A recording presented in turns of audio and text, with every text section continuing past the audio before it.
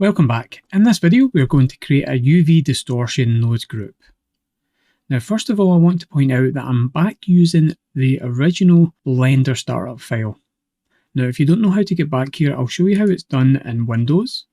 We just go to this PC and you go to where your Blender information is stored, and this can be a little bit tricky to find.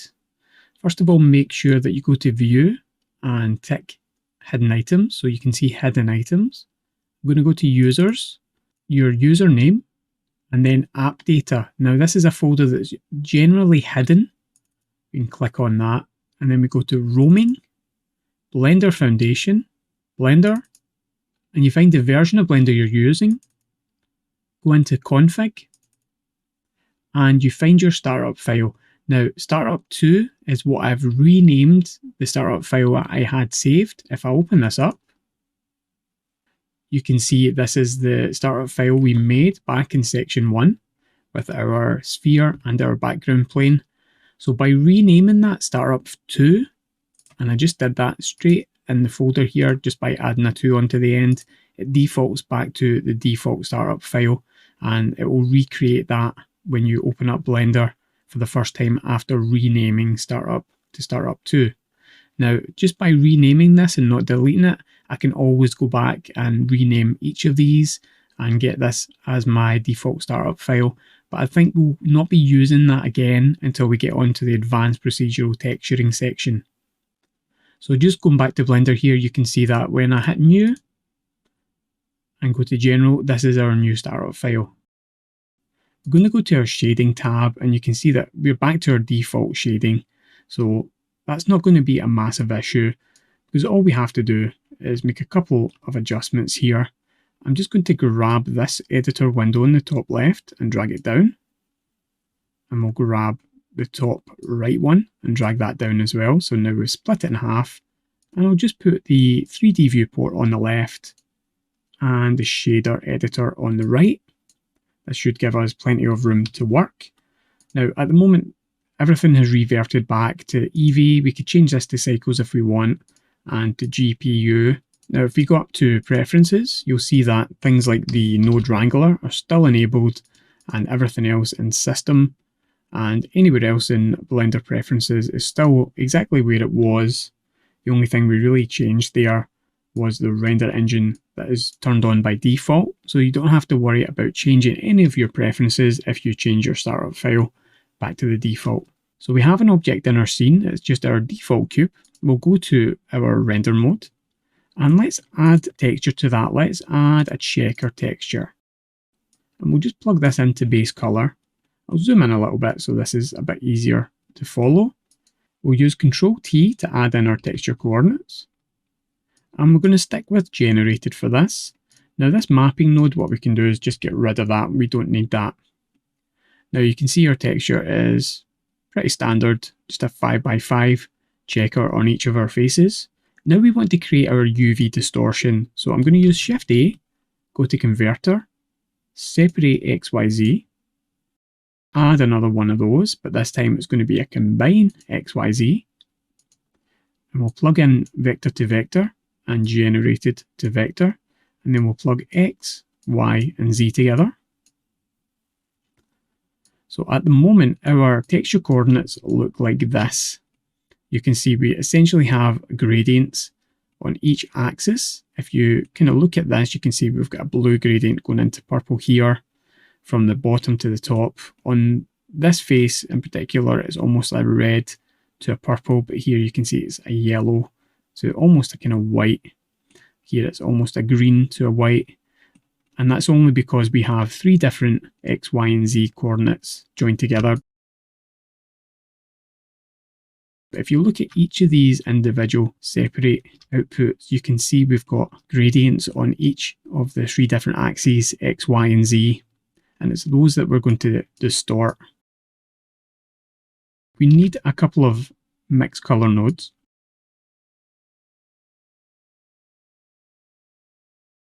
And I'm going to drag each one of these onto each one of these nodes. We're just going to duplicate and drag each one on. So if we look at each of these coordinates, you can see at the moment we're mixing in white.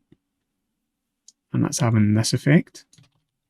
And you can see if we actually go into our result, you can see what we've done by mixing in these values is we've changed the texture coordinates already. So this is the x-axis. So if you look at the x-axis up here and we add to this factor, you can see what happens. We actually end up spreading out this node. We're scaling it up and down. And you can see with y, we do a very similar thing.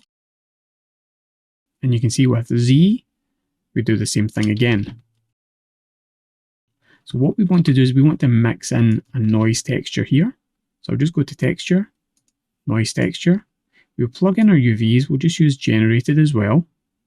But we're going to adjust this as well. We'll have two inputs for vector going into our nodes. We'll grab this factor and we'll plug it into each of the B channels. And you can see as we do that, we distort the texture more and more. And this is what we are left with. So you can see as we adjust the scale, we can affect the distortion on that checker texture. We can change the detail, we can change the roughness, we can change the distortion, and we can get several interesting effects. We'll just take this back to default by hitting backspace. I've undone that too many times, so I'll just reconnect that. So now it's time to turn this into a node group. So I'm just going to make a little bit of space, grab all these nodes, but now we don't want this checker texture. I'm going to grab all these nodes, I'm going to hit Ctrl G, and we're going to group these together. So at the moment we have one vector going into two different inputs. I'm going to change this so we actually have two vectors. And let's open up our tab at the side and go to group. We're going to rename this second one noise vector. This is just in case we want to use different vector coordinates in the noise. It makes sense that we do that. We're going to plug in our scale, our detail, our roughness, and our distortion. We might as well use all of those. Now, by default, these should all come in with decent enough defaults and minimum and maximums. Now, the next one we want to do is we want to plug in our factors. But what I think I want to do is have one global control that changes all these factors at once, and then individual controls for X, Y, and Z. So the way I'm going to do that is by using converter math nodes. And we're going to set each of these to multiply. So let's duplicate that and duplicate that. Now you can see by default our factors are 0.5. If we multiply 0.5 by 0.5, we're going to get an output of 0.25. So let's change this top value in each of these to 1. So now the output of each of these is 0.5. So as we join these up, you can see our texture coordinates don't get changed at all. So now we have 6 different inputs, but we can use the same one 3 times. So we're just going to use this top one. And this is going to be our global scale. Now actually, we probably don't want to call this global scale. Let's call this global strength, because what this factor is, it's the amount of distortion we're applying. Okay, and just a further note to avoid confusion, after the challenge, global strength has been renamed to global factor. I'll remind you about that again later, but it is still the same setting. Let's plug in each of these X, Y, and Z, and these are going into separate inputs. And we'll just stick with value here, but we'll just put an X in front of the X value, a Y in front of Y, and a Z in front of Z. And at the moment, our default is 0.5. Our minimum and maximums are massive here, so we want to adjust those. So I'm going to take each of those to 0 and 1. Okay. Now, one thing that I should point out is when I showed you the different gradients at the start, and we used the noise texture to distort each of those gradients, now we have an opportunity to actually put some of these gradients in our output. So at the moment, we're outputting the vector, but let's also output the noise map used, and then each of the X, Y, and Z gradients that are created from that. So let's just go into our outputs. We're going to change these all to floats apart from vector, because these will output grayscale values. This factor, we want this to be our noise used. We may use that noise for something else. And we're going to call this X gradient. We're going to call this Y gradient. and we'll call this Z gradient.